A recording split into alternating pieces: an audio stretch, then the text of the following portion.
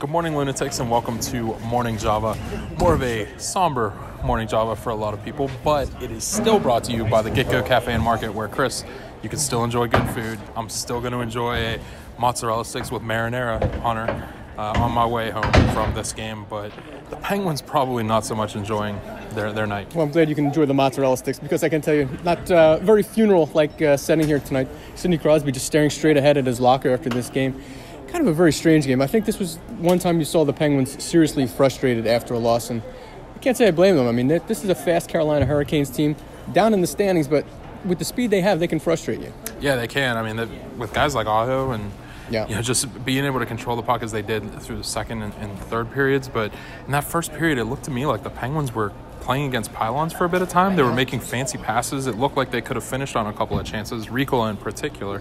But they just couldn't do anything in the second. No, I mean, you got to give Curtis McElhinney, I think, a little tip of the cap, too. I mean, there's a guy who was claimed off waivers in October. Here he is playing for the Carolina Hurricanes after coming from the Maple Leafs. And honestly, this is probably the best I've ever seen Curtis McElhinney play. I mean, he's been out for a little while, so a very good win for the Carolina Hurricanes, a team that's still fighting for playoff position. I think you saw tonight the desperation in that team. Taylor, one of the things that I noticed in this game, Penguins not getting so many shots with 23. Hurricanes getting quite a few shots, and it showed on the scoreboard they had 32. Yeah, and I mean, the Penguins saw this coming. Mike Sullivan was asked about it at the morning skate, how good the Hurricanes are at taking shots and preventing shots. He said they're just a really aggressive young team, and they had to be ready for that. They weren't. I mean, they go into the third period down 2-0, and the Penguins didn't get their first shot of the third period until 8:52 remaining. That's awful. Yeah, one of the telling things to me was when I saw Patrick Hornquist in the second period just pass up a shooting opportunity in the slot. Mm-hmm. It's like, I know he's only got one goal in like the last 10 or 11 games, but I mean, the guy's got to start shooting the puck, and it's not just him.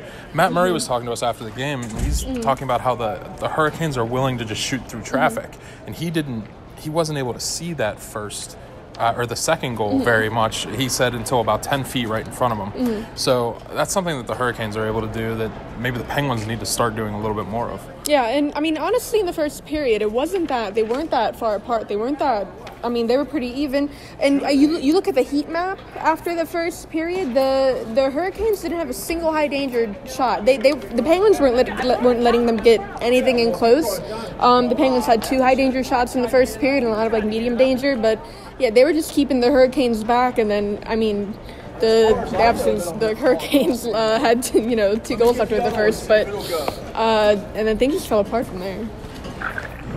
Well, Chris, I thought that the Penguins really could have used Malkin to try and break some of that just defensive, whatever you want to call it, the system that Carolina plays with. He wasn't in that game, obviously, but he may be rejoining the Penguins now on this trip to Florida. Yeah, he might be, and so might Justin Schultz. Of course, that's probably the bigger one that we're kind of waiting for, because it's been October since he's last played. But this is a pretty big trip coming up for the Penguins. I don't think a lot of people saw this coming when the schedule came out. You get the Carolina Hurricanes tonight, and then you get the Florida Panthers. I was talking to Jared McCann this morning.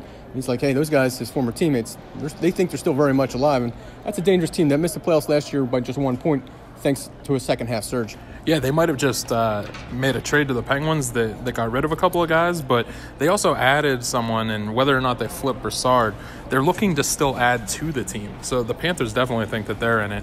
And then, of course, Dan and I will be down there, and then we'll be heading up to Tampa Bay, where we'll cover that as well. Yeah, a little bit of a challenge there, going into Tampa Bay to face the NHL leading Lightning. I mean, the Penguins did beat them here last week, or 2 weeks ago now, I believe, but,